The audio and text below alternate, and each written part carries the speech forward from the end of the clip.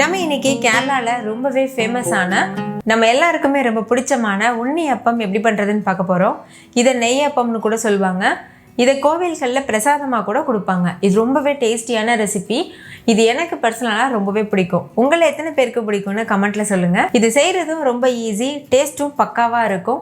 So கண்டிப்பாக try பண்ணி பாருங்கள். ஹாய் ஃப்ரெண்ட்ஸ், வணக்கம். என் பேர் Abhi. Welcome to Indian recipes Tamil. வீடியோக்குள்ளே போகிறதுக்கு முன்னாடி நம்ம சேனல் இந்தியன் ரெசிபீஸ் தமிழை சப்ஸ்கிரைப் பண்ணிக்கோங்க. கூடவே இருக்க பெல் சிம்பிளையும் கிளிக் பண்ணிக்கோங்க.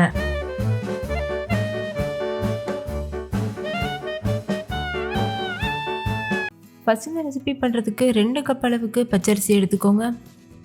நான் யூஸ் பண்ணியிருக்கிறது மாவு பச்சரிசி. நீங்கள் நார்மல் பச்சரிசி கூட யூஸ் பண்ணிக்கலாம். மாவு பச்சரிசி பாருங்கள், இந்த மாதிரி இருக்கும், கொஞ்சம் தடிமனாக இருக்கும். இப்போ இதை தண்ணி சேர்த்துட்டு 4-5 டைம் நல்லா வாஷ் பண்ணிக்கோங்க. பச்சரிசியில் நிறைய அழுகு இருக்கும், அதனால் 4 டைமாவது கண்டிப்பாக வாஷ் பண்ணணும். நல்லா இந்த மாதிரி திருகி விட்டு இது போல் வாஷ் பண்ணிக்கோங்க. நல்லா கழுவிட்டு தண்ணியை வடிச்சிட்டு இது போல் எடுத்துகிட்டு வந்தாச்சு. இப்போ இதில் இது முங்குற அளவுக்கு தண்ணி சேர்த்துட்டு 5 மணி நேரம் அப்படியே ஊற வச்சிடலாம். எந்த அளவுக்கு இந்த அரிசி ஊறுதோ அந்த அளவுக்கு பனியாரம் நல்லா சாஃப்டாக இருக்கும். இது நல்லா ஊறினதுக்கப்புறமா தான் நம்ம பனியாரம் செய்ய ஸ்டார்ட் பண்ணணும். அரிசி ஊறினதுக்கப்புறமா ஒரு பாத்திரத்தில் 1.5 கப் அளவுக்கு வெல்லம் சேர்த்துக்கோங்க. கூடவே 1/2 கப் தண்ணி சேர்த்துக்கோங்க. வெல்லம் நல்லா கரையிறது வரைக்கும் வெயிட் பண்ணுங்கள். ஹை ஃப்ளேமில் வச்சு இது போல் கலந்துகிட்டே இருக்கணும். அப்போ வெல்லம் சீக்கிரம் கரைஞ்சிரும். இதுக்கு பாகு பதம் எதுவும் தேவையில்லை, வெல்லம் ஜஸ்ட்டு கரைஞ்சால் போதும். ஸ்டவ் ஆஃப் பண்ணிவிட்டு இந்த வெள்ளைப்பாகை முழுமையாக ஆற வச்சுருங்க. இப்போ பாருங்கள், அரிசியும் 5 மணி நேரம் நல்லா ஊறிருக்கு. தண்ணியை வடிச்சிட்டு இது ஒரு மிக்ஸி ஜாருக்கு மாற்றிக்கலாம். இந்த மாதிரி ஒரு மிக்ஸி ஜாருக்கு மாற்றிட்டு நம்ம ஏற்கனவே கரைச்சி வச்சுருக்க வெள்ளை கரைசல் சேர்த்துருங்க. வெள்ளை கரைசலில் மண் தூசி இருந்ததுன்னா வடிகட்டிட்டு சேர்த்துக்கோங்க. இது கூட 3 ஏலக்காய் சேர்த்துக்கோங்க.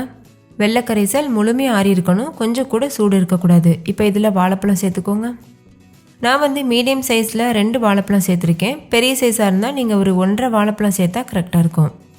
வாழைப்பழம் சேர்க்கும்போது நம்ம பனியாரம் நல்லா சாஃப்டாக டேஸ்டியாக இருக்கும், அதுக்காக தான் சேர்க்குறோம். நீங்கள் எந்த வாழைப்பழம் வேணாலும் சேர்த்துக்கலாம்.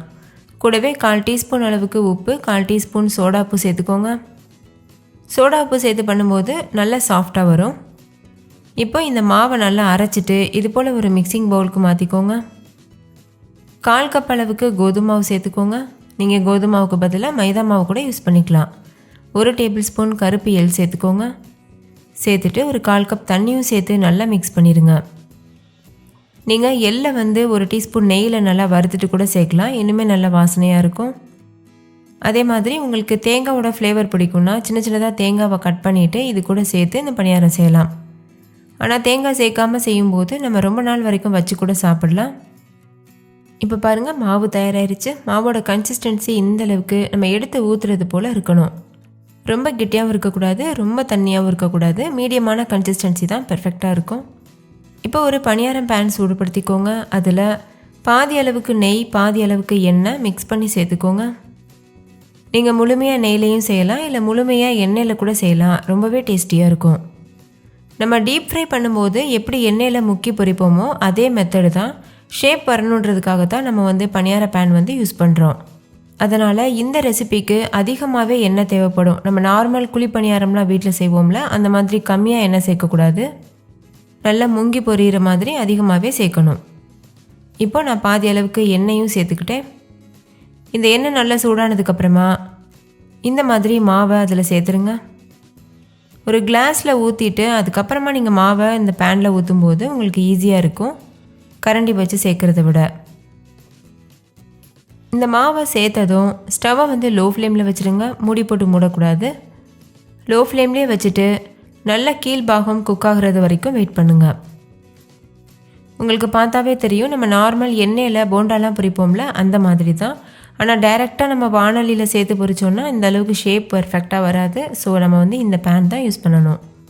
ஒருவேளை உங்கள்கிட்ட குழிப்பணியாரம் பேன் இல்லைன்னா நீங்கள் கண்டிப்பாக வானலி யூஸ் பண்ணிக்கலாம். ஒரு சைடு லேசாக கலர் மாறினதுக்கப்புறமா 2வது பக்கம் திருப்பி போட்டுக்கோங்க. திருப்புறதுக்கு ரொம்ப ஸ்மூத்தாக வரும். திருப்பி போட்டதுக்கப்புறமா மறுபடிக்கும் இன்னொரு பக்கம் திருப்பி விட்டு நல்ல ஒரு கோல்டன் ப்ரௌன் கலர் வர வரைக்கும் வேக வச்சுக்கோங்க. இந்த மாதிரி 2 பக்கம் திருப்பி விட்டு 2 பக்கமும் நல்லா கலர் சேஞ்ச் ஆகிற வரைக்கும் நம்ம வேக வைக்கணும். ஹை ஃப்ளேமில் வச்சிடக்கூடாது, லோ ஃப்ளேம்லேயே தான் வேகணும். இந்த பணியாரம் வந்து சூடாக சாப்பிடும்போது நல்லா சாஃப்டாக இருக்கும். நல்லா ஆறுனதுக்கப்புறமா மேல் பகுதி வந்து கொஞ்சம் ஹார்டாயிரும். நம்ம கடைகள்லாம் சாப்பிட்ருப்போம்ல, அதே டெக்ஸ்சருக்கு வந்துடும். இப்போ பாருங்கள், இந்த அளவுக்கு கலர் சேஞ்ச் ஆனதுக்கப்புறமா நீங்கள் பணியாரங்களை வெளியில் எடுத்துடலாம். அவ்வளோதான், டேஸ்டியான உண்ணியப்பம் சூப்பராக தயாராகிருச்சு. நீங்களும் கண்டிப்பாக உங்கள் வீட்டில் ட்ரை பண்ணி பாருங்கள். வீட்டில் இருக்க எல்லோரும் ரொம்ப விருப்பப்பட்டு சாப்பிடுவாங்க. நம்ம எடுத்துருக்க அரிசி அளவுக்கு கிட்டத்தட்ட 30 அளவுக்கு பணியாரம் கிடைக்கும். நீங்கள் செய்கிற அளவு சைஸை பொறுத்து அந்த பணியாரத்துடைய அளவு வந்து மாறுபடும். இப்போ மீத இருக்க எல்லா மாவுலையும் நம்ம பணியாரங்கள் செஞ்சிடலாம். அதே நெய் எண்ணெயிலேயே நீங்கள் ஊற்றலாம். எக்ஸ்ட்ரா எண்ணெயோ நெய்யோ ஊற்றணுன்னு அவசியம் இல்லை.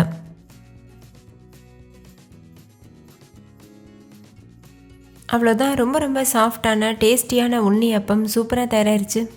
நீங்களும் கண்டிப்பாக ட்ரை பண்ணி பாருங்கள். வீட்டில் இருக்க குட்டீஸ்லேருந்து பெரியவங்க வரைக்கும் கேட்டு வாங்கி என்ஜாய் பண்ணி சாப்பிடுவாங்க. நீங்களே பாருங்கள் எவ்வளோ சாஃப்டாக இருக்குது. பார்க்கும்போது உங்களுக்கே தெரியும் அதோட டெக்ஸ்சர் எப்படி இருக்குன்னு. ஸோ கண்டிப்பாக ட்ரை பண்ணி பாருங்கள். ஓகே ஃப்ரெண்ட்ஸ், இந்த உண்ணியப்பம் உங்களுக்கு ரொம்ப பிடிச்சிருந்துச்சுல? பிடிச்சிருந்தா லைக் பண்ணுங்கள், ஷேர் பண்ணுங்கள், கமெண்ட் பண்ணுங்கள். தேங்க்யூ.